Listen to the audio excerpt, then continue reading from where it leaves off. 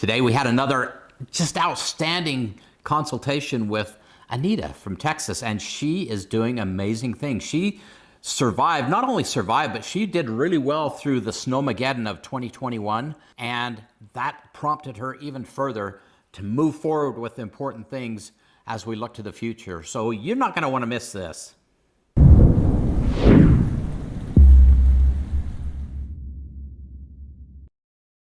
Hey, Provident Preppers, I'm Jonathan. And I'm Kylene. And today we have another special treat for you. We have Anita from Texas, and we are going to do a preparedness consultation with her. And she has got a lot of really good things going on. So Anita, tell us a little bit about yourself, who you're preparing for and with, and some of the circumstances that our audience should know before we get started. Well, as you said, I'm Anita and I'm from Texas. So, and you can't tell by this accent, I don't know what to say. I am 67 and I am single, but I do share my house with my sister, and she's 81. And then next door, I also have a house that was the house I grew up in. It was my parents' house, and my niece lives there. So there are three of us on this property, three single ladies. So that gives us a little bit of different perspective for preparing. The fact that my sister is 81 also gives us a different perspective for preparing. I have lived here on this property since I was 6 years old. So, that's a little bit different, but it's nice because I'm very familiar with it. Obviously, it's a good property. My parents had done some things. I've been able to do some other things. I am out in the country, so I do have a well. That's always been a good thing. My circumstances, I guess, I'll go back. I was raised probably a little bit different than a lot of people, even my age. I'm 67, so I'm a boomer. My parents grew up during the Depression. In a lot of ways, we kind of lived, a simpler, more farm life than even my friends who all lived in town. In the 70s, you remember that was a kind of a tumultuous time for politics and all kinds of things going on. We had the energy crisis. You could only buy gas every other day, depending on your license plate. We had all kinds of stuff going on. So my parents at that time decided to kind of go back and do some things like they did in the Depression. We had always had cows and we had horses, and, but they got chickens, and my father fenced off a big spot here on the property and put in a garden. He'd always put in, over the years, had planted pecan trees. One of the things that they did is they took one of our beef cattle and brought it over to the house, and we milked her. And so, I'm not good at it, but I have actually milked a cow. We churned butter, raised the garden. My mother canned. We did all the things. So one of the things you can see is I'm in my house. I'm in what is my sewing room, and you kind of see that from the different things that are in the room. That's something she taught me to do when I was a small child. I can sew clothes. I can quilt, I knit, crochet, all that kind of stuff. Probably another thing you can tell from this room is this is an old house. I bought this house in the 90s and I had it moved.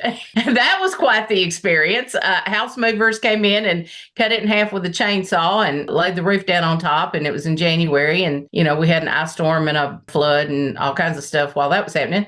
So we moved it out here to the property. My parents gave me a piece of the property, put my house on, and then I proceeded to start to restore this house. Well, one of the things that happened is that this was in the 90s when the interest rates first started coming down. Right now we're all in a tizzy about the interest rates going up, but the mortgage rate on my first house was 13%. When the interest rates started coming down, I got this house at like 7%. I thought I'd died and gone to mortgage heaven. I ended up doing a lot of the renovation myself. I, hired out the plumbing and electrical and the big stuff, but I actually did all the grunt work. So I, stripped the paint, I repainted everything, I laid tile in the bathrooms and the kitchen, and I did at least small amounts of drywall. So that kind of gives me at least an introduction to some different skill set. You are living, seriously, a prepper's dream. When I'm reading through your stuff, I'm like, she has 4.5 acres. She has a well in a well house. She has all this space. She has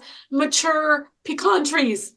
Yeah, that is not a small thing. You are living a dream. And so you're doing some great things. And I think some of the things that we talk about are definitely going to be good for our viewers, but there's going to be a lot of, Yes. we'll have Anita envy before this video is done.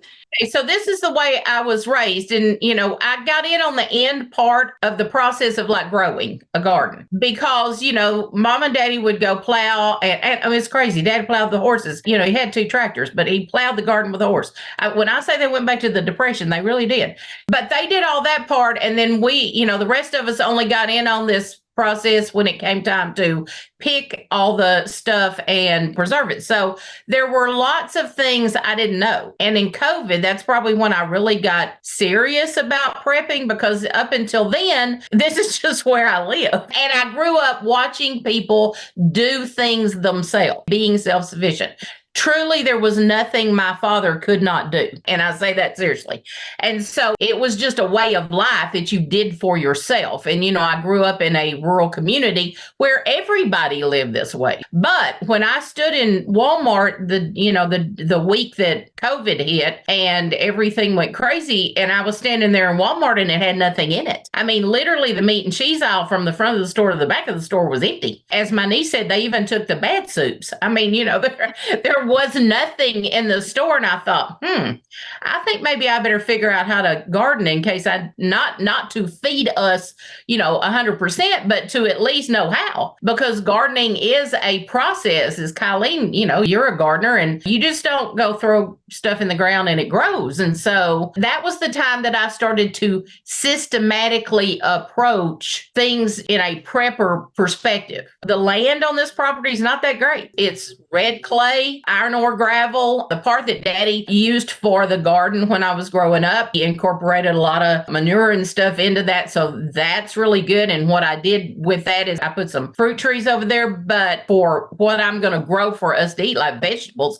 I put in some raised beds, and I did 1 bed a year. Okay. So in the last 3-4 years, I've actually increased my raised beds. So I've started working on infrastructure so that I have more stuff. It's like starting where you are and figuring out what to do next. I think that's a fantastic point, because if you try to do everything at once, it's just not possible. No. John's always talking about this. Yep, small, steady steps. And we just have to go through these processes. As much as we want to go faster, most of the time we don't have the energy or the money or the time to go at the speed we want to. I think that's an excellent point. Take steps as you can. Now, you had talked about living through Snowmageddon. I love that term. Texas, it was 2021, right? Yep. Right. Valentine's Day, as a matter of fact. Tell us a little bit about that. Okay, so it was one of those things where we started hearing that there was going to be this polar vortex. And so then we started hearing, every time there was a forecast, it got worse and worse and worse. And so I was like, okay, well, what do we need to do to get ready for this? Now, I will say, it got colder here than it has ever gotten in my lifetime. We got up one morning and it was -7 degrees. I have never seen negative temperatures here ever. Okay. And we've had single digits, but we have never had a negative temperature ever. That was a big deal. But it's not the only time that we've had that kind of issue. I want to say it was 1983. We actually had something similar where it snowed like the 15th of December, and there was this polar vortex that came south, and the vast majority of the country was under snow and ice. Literally, we had snow that we got on the 15th that lasted for 2 weeks because it did not get above freezing for 2 weeks. Snowmageddon was worse as far as temperatures go, but the next week after Snowmageddon, it was 70 degrees. Because it's kind of how we roll in Texas, from one extreme to the other extreme. So I got to Snowmageddon and, it kept getting worse and worse and worse. Then I started thinking, okay, what all are we going to need to be able to do? Well, the first thing is I wanted to make sure that the well pump did not freeze so that we could continue to have water. Whether this is safe or not, it's what I did, because if I did not do this, we were not going to have water. So I just had to check on it, make sure. The Saturday before Snowmageddon came in on Sunday, I put a space heater in the well house, and it ran for a solid week, so I could keep the water flowing. My niece, we shut her house down. We drained all her pipes. We turned everything off in her house, and she and her dogs moved down here. So we had a slumber party with all of us, so that we were only trying to deal with one house and not two houses. So that helped. I will say, I did have extra space heaters in the house because, in the South, we have generally the kind of heat and air conditioners that they call a heat pump. And a heat pump works great when your temperature is, in the 40s, 50s, and low, upper 30s, it'll do okay because your heat pump's running. If you get below freezing, the emergency heat or the electric heat kicks in. But even at that, the best I could do, like the morning it was -7, I got up in the house, it was 56. We are not prepared for that kind of winter. And so we worked from home where we work. We actually worked from home that week. We wrapped up and, stayed warm. I don't live in a part of Texas that lost electricity. My electricity never went off. That was a huge thing because that allowed us to keep the water flowing in the pipes. If the electricity had gone off, then I would have needed to drain the water at my house too and shut everything down. And one of the things I realized through Snowmageddon is I didn't have enough stored water. So I would have needed to do that to make sure that we had water to drink. It was a good practice because it allowed us to have an opportunity to have a disaster and figure out what to do. We were very fortunate. One of the things I did think about was that the roads were completely impassable because we don't have the infrastructure in this part of the country to deal with that kind of ice. I couldn't even told you where the road was except for the road signs. It was just, you could not see it. And so that's just a foreign concept to us. But anyway, we survived Snowmageddon fine. But the number one reason we did is because we were able to keep our electricity. That's a huge factor. When you lose that, as many in your state did, things go downhill real fast. Well, the other thing, even though you were blessed with electricity, you couldn't go anywhere. You have to have all the supplies you need. And quite frankly, yes, we don't know how long that's going to last, right? And that is a good point. Supply-wise, we were fine. But here was the problem. It wasn't just the week of Snowmageddon, but because no trucks or anything could move for a solid week, it took 2 weeks to get to where there were actually things in the store to buy. In addition to that, in the towns around here, they had a huge problem with water mains breaking. And so even though, the electricity was back on and the ice was melted and everything was rosy, then the problem was there were so many people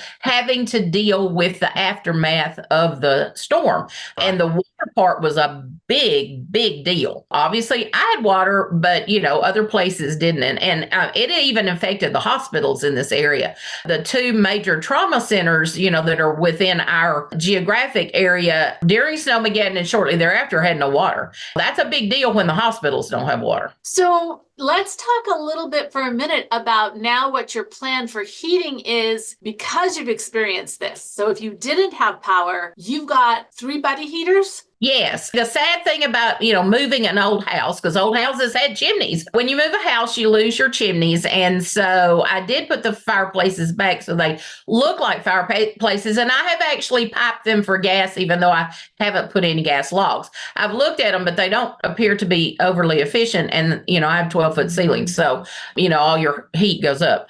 Actually, the month before Snowmageddon in January, we had a big snow. Now, it was just a short event, like we only missed 1 day of work. But the snow was actually a lot more because it was a wet snow and it was big fluffy snow. And we actually did lose our electricity during that time. It was out for about 8 hours. It was funny because my electricity is extremely reliable and I don't ever not have any. And it wasn't as cold that time. It was in the 30s. It wasn't in the teens and single digits and negative digits. So when we actually were sitting around and we're all wrapped up, it's getting colder. And I thought, oh, wait, I have this thing called a Mr. Heater Buddy. And so I had literally never gotten it out of the box. So I got it out and got its little one pane propane tank and hooked it up. And, we closed the doors in the living room. It was like, well, this is pretty toasty. I think I like this. I grew up with propane heaters. I mean, and we had space heaters in our house when I was a kid. And so this was not a new thing for us to have a gas heater. So it was very, very helpful. So I thought, oh, note to self, this is good. Let me go get some more of these. So I had gotten 2 more of those so that we would be able to do that. In addition to that, we do have a propane stove. And so, we had turned the burners on the stove and that keeps the kitchen pretty warm. And if, worst came to worst, we could all in the kitchen if we had to with the stove. So, and I try to make sure I keep the propane tank topped off. We're usually good. How large of a propane tank do you have? My propane tank for my house is 500 gallons. You only get 4, okay? Because you can only fill it up to 80%. And we only use it for cooking. I don't have gas for anything else. But you'd be surprised at how fast with cooking you can use up. I mean, I checked it the other day and I had already used 100 gallons, in the last few months. I want to make sure it's always topped off because if we did have some kind of problem, that's going to be our way to cook. Now, have you considered about installing some type of a propane heater? I mean, the Mr. Buddies are great and you can actually put the hoses right to the tanks. Don't they have the propane like wall heaters? They do. And so that might be something to explore because you've got that wonderful blessing to have that propane. So if you could have a heater that use that propane, that would be fantastic. And you can totally just use the little buddy heaters too. They're awesome. I brought in gas line to each one of the fireplaces. My bedroom and my sister's bedroom share what would have been a flue when it was there, and back-to-back fireplaces. And so I have put a gas line to that. And I put a gas line in the living room. So we could do that, yes. That would be kind of an interesting thing to explore. Granted, living where you live, it might not be the highest priority because if you do have a Snowmageddon again, you're looking at a couple weeks where buddy heaters could very easily take care of you for a couple weeks. And you mentioned that when Snowmageddon happened, you didn't have the right kind of clothes, but I take it you've taken care of that now. Yes, I had to go do some work outside. And the first day I wore leather gloves, which was a really bad plan. I got as close to, I think I've ever had a frostbite, which is a novel concept here. I thought, this is crazy. You're going to have at least one set of clothes that you can do this kind of stuff with. So anyway, I did kind of put some things aside to do that with so that I could, because at some point I would have to go outside and do some stuff. We've heard so many stories that came out of Snowmageddon about they didn't even have a coat. You don't need one. I think since then, a lot of people have said, okay, maybe we better have a set of warmer clothing. I'm going to tell you a prepper fail story. Every year in January, I have to go to a conference in Austin. And so not this past January, but a year ago, apparently I was not paying any attention to the forecast because I had looked and it looked like it was going to be in the 40s and I was standing across the street from the venue. So I thought, well, I can walk across the street 3 minutes. I'll be good. So I didn't bring my coat. Well, come to find out, no, that was not the forecast. We were having an ice storm. And so, and it was a pretty brutal ice storm they had last year in Austin. And so I had no coat. Learning experiences that we treasure after the fact. Now, we've talked about the super cold, but now let's talk about the opposite, which is typical for Texas. Last summer, 6 weeks of triple digits. This was the 3rd hottest summer on record, apparently. This year we had triple digits. They started about the middle of July and lasted all the way through August. And even when the heat broke in September, it was in the 90s, and it was still in the 90s through October. I mean, we got to Thanksgiving and I was like, was there a fall? It was brutal, brutal heat. I mean, there were many days when it was 105, between 105 and 110. And I was thinking at the time, this is harder to deal with to me than the cold. First of all, as you said, if we have something like Snowmageddon, A, we're not going to have it very often, and B, we're probably only going to have it for a week at the most, maybe 2 or 3 days. But this heat comes and stays. Especially as we get older, we're more sensitive to the temperature changes. And if you're talking about cold, you can always put more layers on. But if you're talking about heat, there's not a whole lot you can do. And even if you have air blowing, if you have fans, if it's 109 degrees, the air blowing is still 109 degrees. That part was hard. I did go get us a window air conditioner that I could seal off one room and see if we could run that. Now, if we did not have electricity, that was one of the reasons why I've invested in some generators, even though my electricity is very reliable. The heat really concerns me more than the cold does. So does your generator have the power to run your air conditioner, your window unit? I just invested in another one for the house that I think will. It should have the capacity to do that. I'm not going to try to, cool the whole house. If we could just have one place that we can be cool. And we did a whole video on that with some of the different techniques that you can use, like putting on a wet blanket or a wet sheet when you go to sleep to help cool you. But when you're dealing with such high temperatures and such high humidity, wow, that window unit is going to be a huge blessing. I would definitely practice with it. You're thinking of all of the solutions. In a way, you really just don't need us because you got this, girl. No, it's always best to have another set of eyes at a situation.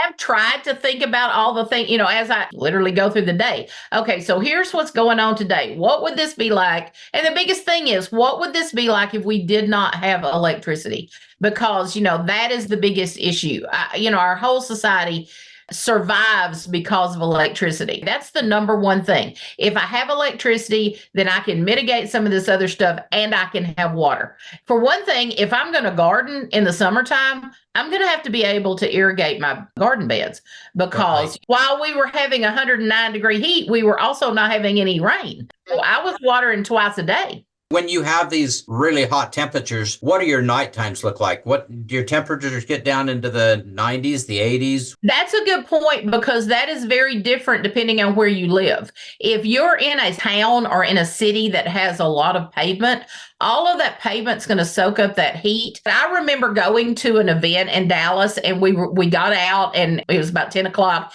and we were not coming home and the little bank display said it was 95. And that was at 10 o'clock at night.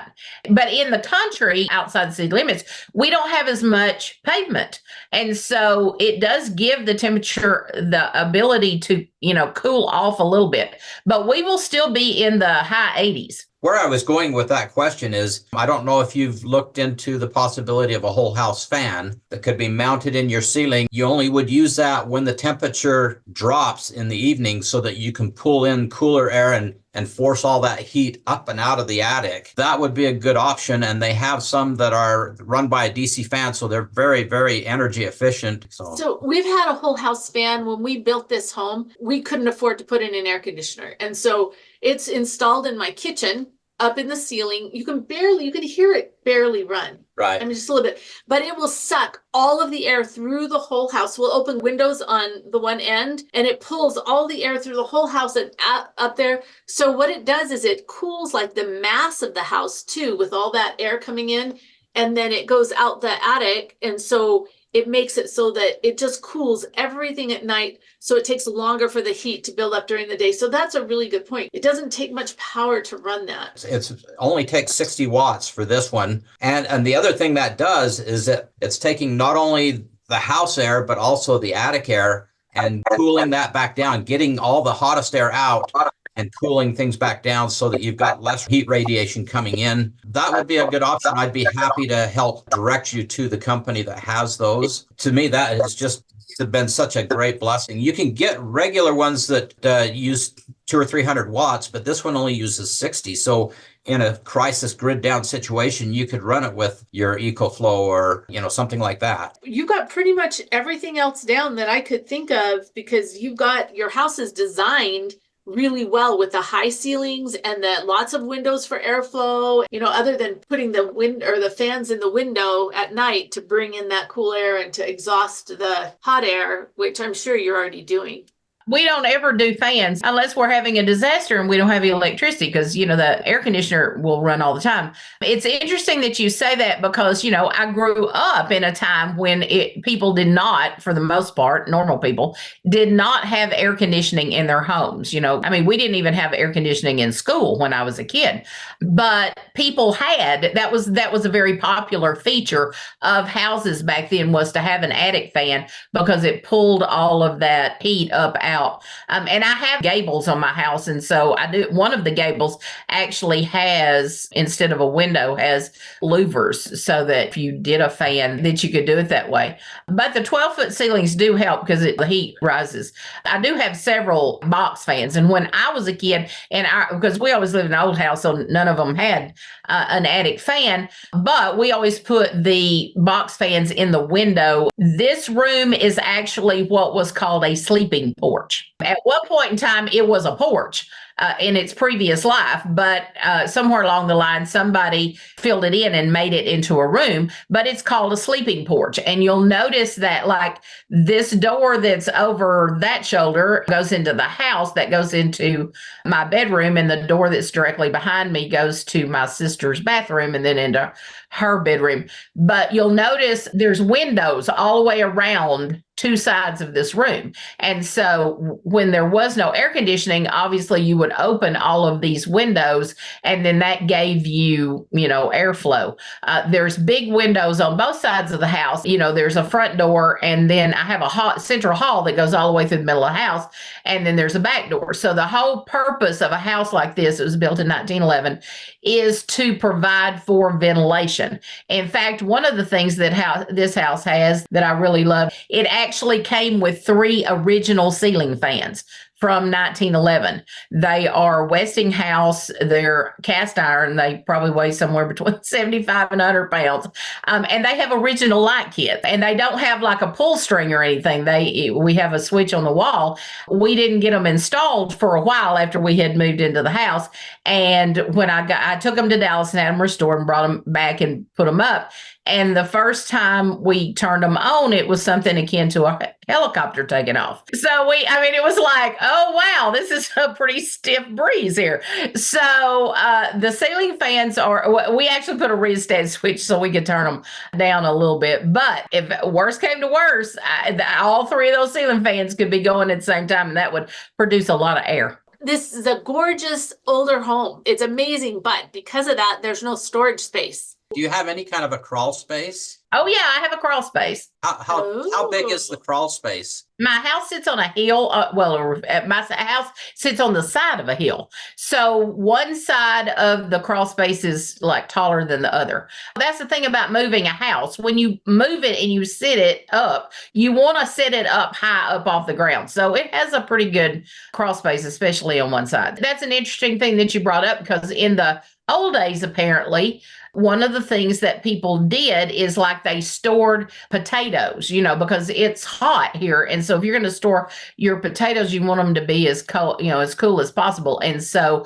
people would store things under the house in the crawl space. So that is a possibility, but it's not a space that's conducive to storing, perishable things. So the thing that I think about that is that's a perfect place for some of your long-term storage. Like it's got to be rodent proof. If you could get some metal barrels down there, or if you could get some really sturdy totes that they couldn't get in, and then that would protect food from moisture as well as from critters. You could store some of the things that are more longer term. And then also, if somebody breaks into your house, it's not a place that they're necessarily going to go look. That would give you a little bit extra, and you could put 4-foot shelves down there or something like that. Some of those gorilla racks, so stuff is up off the ground. What is the access like to it? How do you get to the crawl space? Well, there's a door on the side of a little door on the side of the. That's awesome. Okay, so the plumbing is under the house. There's always going to be a need to get under and the ductwork for the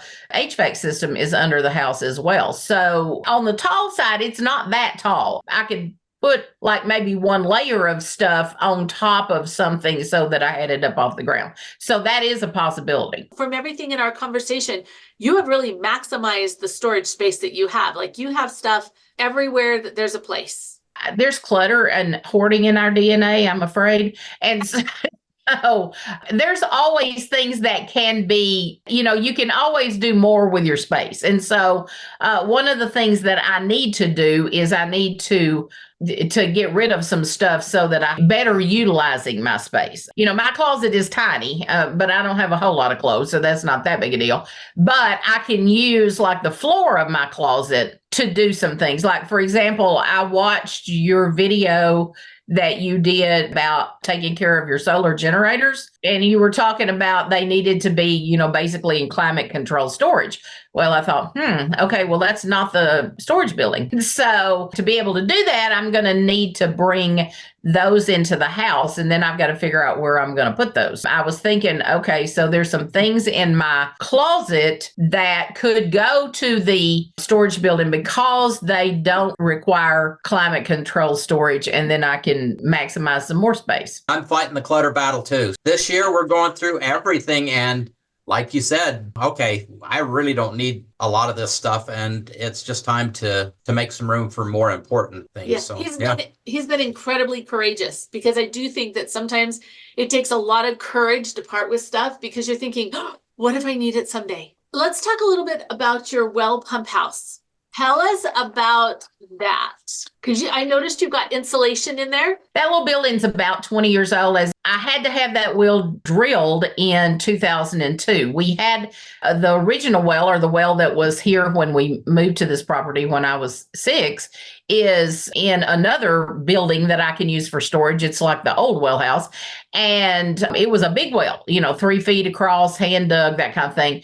And it apparently had a leak in the line, which I didn't know that because I couldn't see it. It did not have a curb, so it caved in. And so, all of a sudden, all we were getting out of the well pump was mud. And then eventually, it quit. So when I had the well people come look at it, they're like, oh yeah, it caved in. And so you're going to have another one.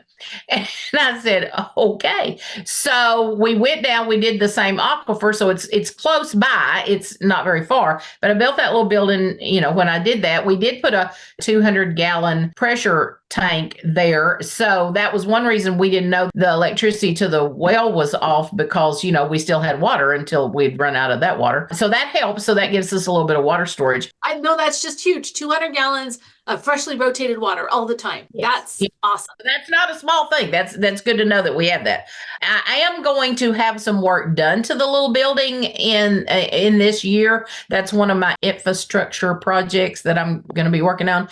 And I think I'm going to increase the size of it. That will allow me to store generators or that kind of thing in the house with the well. That's going to do two things. It's going to get that stuff together in the same place. And then it's going to free up my other storage building, that I'm using for garden stuff. So anyway, it's actually, the little building does have insulation. It needs some additional in the roof. One of the things I did do this last year, and it worked. We didn't have a Snowmageddon, but we did have an ice snowstorm this year that lasted a couple of days, and the temperature did get to the single digits, which is, that can happen here. And so what I did was I took it's like a hot water heater insulation blanket is what they call those things, I think.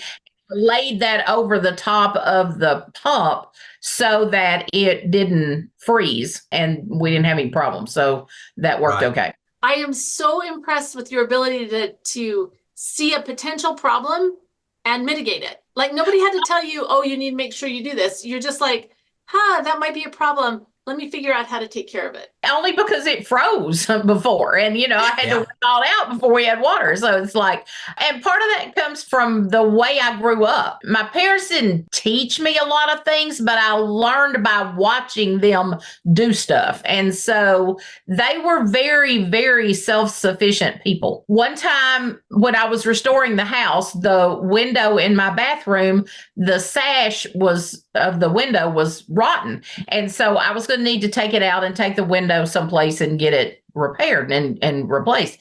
And so I took the window out. And so my niece had some company at the time, and she said, "What is she doing?" And she said, "Oh, she's taking the window out." And so nobody had told me how to take a window out or how to put a window back in.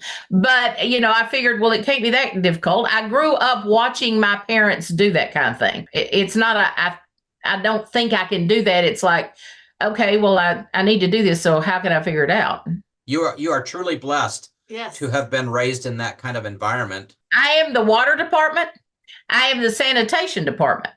So you have to realize that if you live in the country, you are the person who's responsible for what all goes on your property. And that is not a small thing.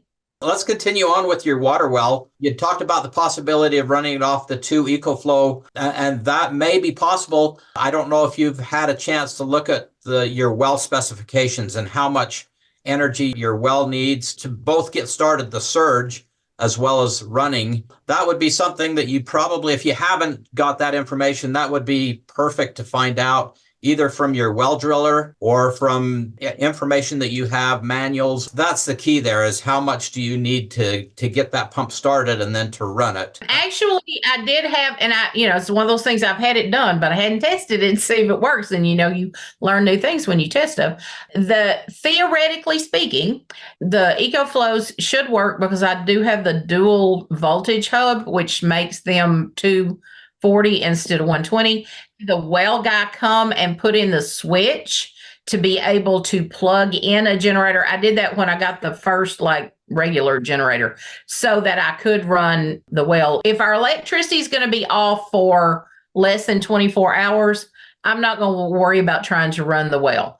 We got water, we'll deal with it. And depending on what the weather's doing, it may not be conducive to be able to run a generator, especially like the EcoFlows. You can't really run those, I don't think, when it gets extremely, extremely cold. And so, even if I did have it running off of a generator, we would only run it for a few hours a day, to get water in that pressure pump, but also, do whatever we need to do, get water situated and then turn it back off. So I think it will, but that is definitely something that I need to test. The other option I was going to mention, not quite as exciting, but they do make hand pumps for these wells. And especially where yours is only 80 feet deep, we're not drawing water from a great depth. They do make hand pumps that you can install in addition to your electric. So you've got both options. We've worked with Bison pumps in the past, and all of their stuff is stainless steel. It's a pump that you could at least pump water for drinking and that kind of thing. And I think they were even working on things where they could actually pressurize your water system with a hand pump. That would be an option you could also look at. They're a little bit pricey, but to have that, so many people rely on a well, and if that electricity is gone, they don't have any capability to turn that well on, they're in trouble. So it is a good option, or a potential option, something that you could look at. It's a good idea.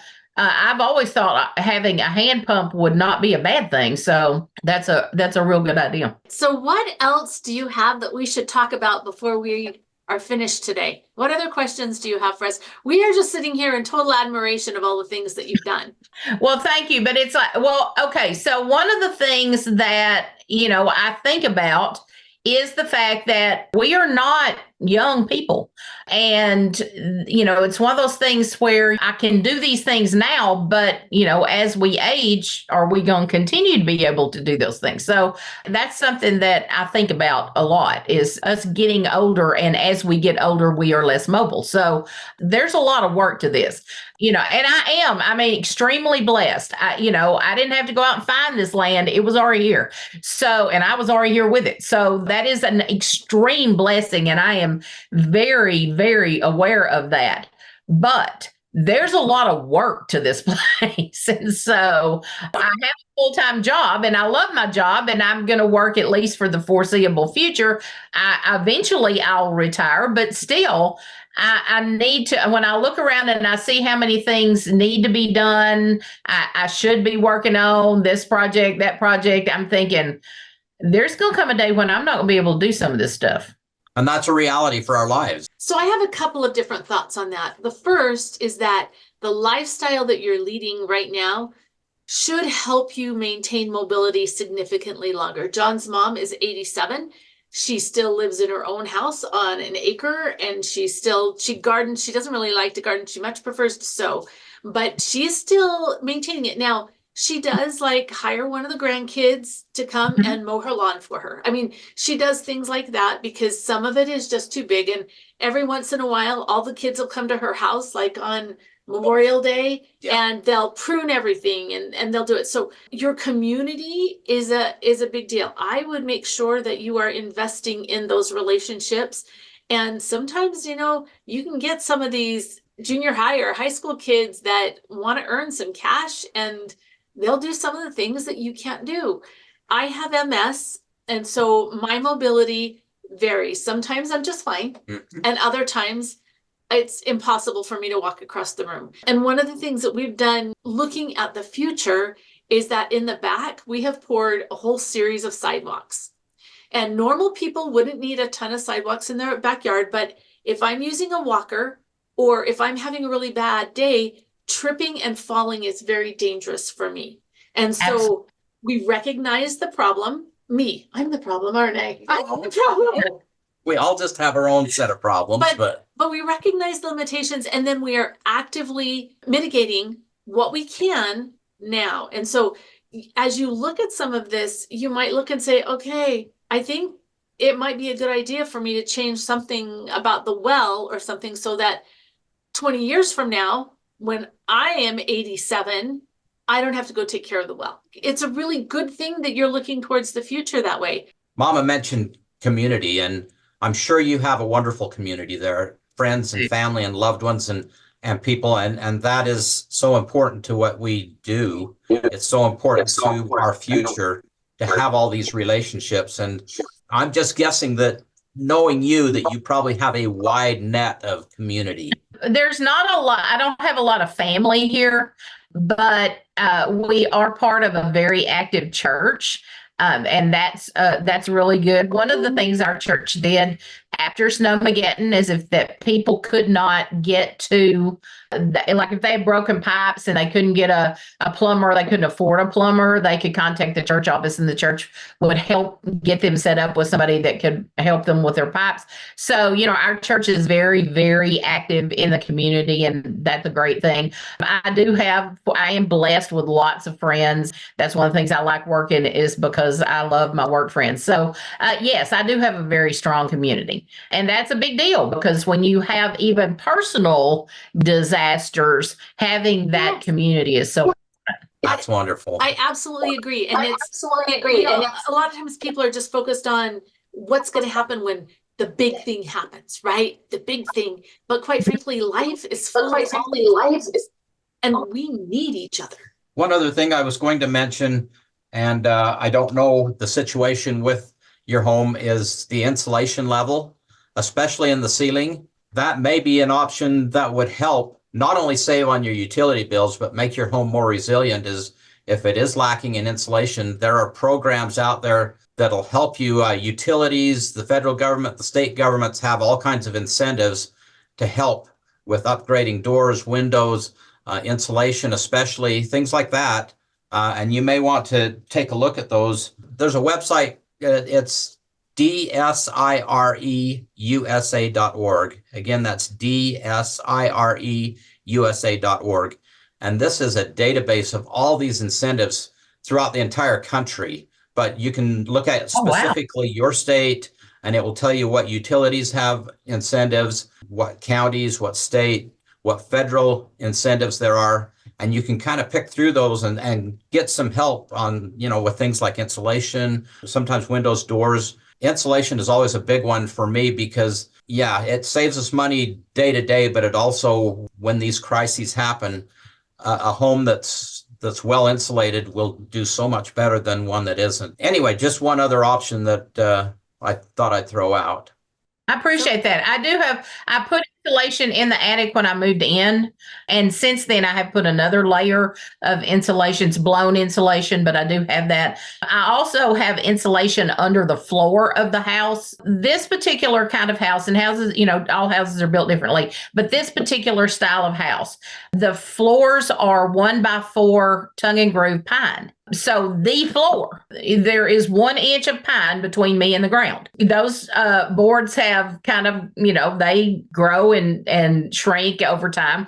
And so, there's little cracks in between the pine boards. So it was pretty chilly when we first moved in. So, that was one of the things I did to insulate under the house too, because being on the side of this hill, we do get a lot of wind and, I'm up off the ground. So there is, and of course, you want the crawl space to be ventilated. You don't want it to, like build up moisture here because it is so humid. We do have quite a bit of insulation for an old house. She's Good. always one step ahead. Yeah, she is. She's always one step ahead. That's awesome. You're awesome, Anita. You That seriously is so are. wonderful. Okay, is there anything else you'd like to chat about before we close today?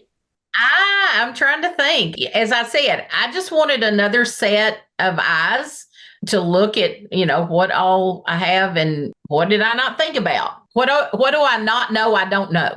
Does that make sense? Yeah. Yeah, exactly. We talked, I think, just a little bit about security. You've got all these wonderful puppies, right? So you've got some little burglar alarms that live with you. Yeah, I don't know that they would be much help, but they will bark. It's an alarm system for sure. Yeah. So how is the security on your home? Well, that's a good question. Have lived out here in the country, and my niece works from home, so she's here or at least in and out quite a bit. So it's not like there's not somebody here. We have probably not done as much with security as people like traditionally do. But, I had some work done recently on my house. And when I did that, I had the contractor put in security cameras, so that we could kind of see. And now that we've got them, we've actually seen where we want to add a few more. Again, I'm out in the country. So, some of the things that we talk about in the prepper world, like civil unrest, there's not being civil unrest out here because there are not enough people to have it. But, crime is a whole nother thing. And actually, one of my neighbors a few months ago, his work truck was stolen out of his yard, and apparently several trucks of that size were stolen throughout the county. And then like in the next week, some were stolen out of the next county. And the sheriff's department said it was, because I'm in Texas, were the cartels, and they came up here and stole like large trucks. I think he had a F-250 and took them back to Mexico to make, armored vehicles out of them. So that is a concern. And, with our current world situation and even situation in our country, crime is an issue, and it's something that we're going to have to pay closer attention to. I've got all this other stuff dealt with. I don't know that I have that dealt with as much as I should. And that is one of the things that we're going to have to think about. Yeah. I think that's a really good thing to think about, because on a day-to-day basis, I am sure you are significantly safer. It's kind of like us. We live in a little country town. We are safer than we would be if we lived in a big city. However, when the big cities are evacuating, where are they going? Exactly. Yeah. And I am on a major highway. That's the one drawback to this property is we are on a major highway. But we deal with it, right? Yep. We just take steps. We talked about cameras. Lighting is another one. We have a big security light between the two houses that like shines on the whole property. I have motion detecting lights in other places. She's So always one step ahead. Yeah. well, no, it's just that, I try to think, but again, it's talking to people to figure out the things I don't even know I don't know. Because, a lot of times when we're doing things, all kinds of things, it's like, okay, well, this part I at least know what I don't know, but there's always things I don't even know I don't know. And see, y'all are the professionals at this. So we're still working all these things too. We've just loved visiting with you today. This has been so cool. So cool. You are amazing. I thoroughly enjoyed. It's like I wish I could go meet y'all, and we could visit. So that's what I was thinking. I'm like, I'd like to go see her place. I'd love to do that. So thank you. And for our audience, our question of the day today is, now after listening to all these fantastic things that Anita has done, do you have any questions or maybe some great inspiration that you could share with her so that she can be a little bit more prepared if that's possible? If that's possible, comment below. And thanks for being part of the solution.